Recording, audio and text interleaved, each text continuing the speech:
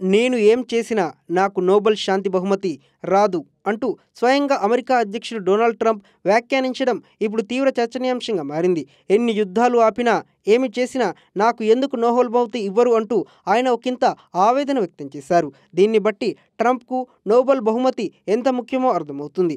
America విదేశాంగ కార్యదర్శి Marco రూబియోతో కలిసి తాను democratic republic of the Congo మరియు రిపబ్లిక్ ఆఫ్ రువాండా మధ్య హింసాత్మక రక్తపాతం మరియు మరణాలకు ప్రసిద్ధి చెందిన దశాబ్దాలుగా కొనసాగుతున్న యుద్ధంలో ఒక అద్భుతమైన ఒప్పందాన్ని ఏర్పాటు చేసినట్లు ప్రకటించారు. రువాండా మరియు కాంగో నుండి ప్రతినిధులు సోమవారం వాషింగ్టన్లో పత్రాలపై సంతకం చేయడానికి వస్తారని ట్రంప్ పేర్కొన్నారు. ఇది ఆఫ్రికాకు గొప్ప రోజు, నిజాయితీగా చెప్పాలంటే ప్రపంచానికి గొప్ప రోజు. కానీ నాకు దీనికి నోబెల్ శాంతి బహుమతి రాదు. భారతదేశం మరియు పాకిస్తాన్ మధ్య యుద్ధాన్ని ఆపినందుకు నాకు నోబెల్ శాంతి బహుమతి రాదు. సెర్బియా మరియు కొసోవో మధ్య యుద్ధాన్ని ఆపినందుకు నాకు నోబెల్ శాంతి బహుమతి రాదు. ఈజిప్టు మరియు ఇథియోపియా మధ్య శాంతిని కాపాడినందుకు నాకు నోబెల్ శాంతి బహుమతి రాదు.